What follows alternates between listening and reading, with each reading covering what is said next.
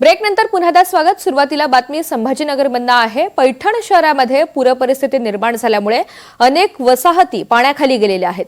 त्यामुळे नागरिकांना पैठण शहरामधील वेगवेगळ्या ठिकाणी स्थलांतर करण्यात आलेले आहे। अनेक जण आजारी पडलेले असून त्यांना कोणतीही वैद्यकीय सुविधा मिळत नसल्याचा आरोप सुद्धा पूरबाधित नागरिकांनी केलाय। तर आपल्या व्यथा सांगताना महिलांच्या डोळ्यात अश्रू आल्याचं पाहायला मिळालं।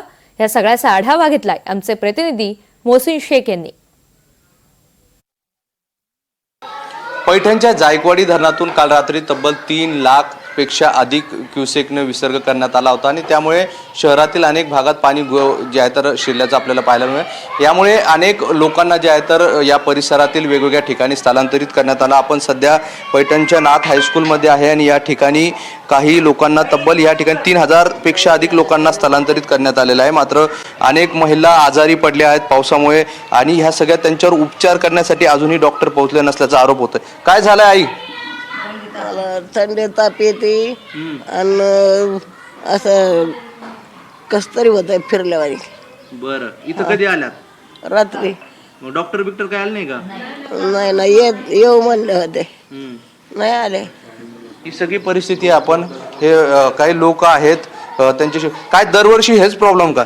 हो सर, दरवर्षी आमची घर पाण्यात जातात सर। काय करावं, दरवर्षी अशीच बोंब आहे सर आमची। पाण्यामुळे आम्ही काय कुठे पळावं, कुठं काय, आमचं सगळं सामान तिथं घरीच राहतं सर। सगळं वाहून गेलं सर आमचं, जे आमच्या हातात आलं तीच आम्ही घेऊन आलेलो आहे सर।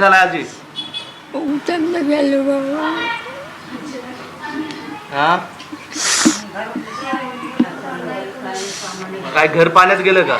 समजे गेलो भाऊ, काय काय गेलं? समजे भांडे कुंडे कपडे लटणीची याच्यावर आलो आम्ही। समजे वाहून गेलो भाऊ। कसं सगळं रुपा जमा केला असेल मग काय? गेलं भाऊ समजे।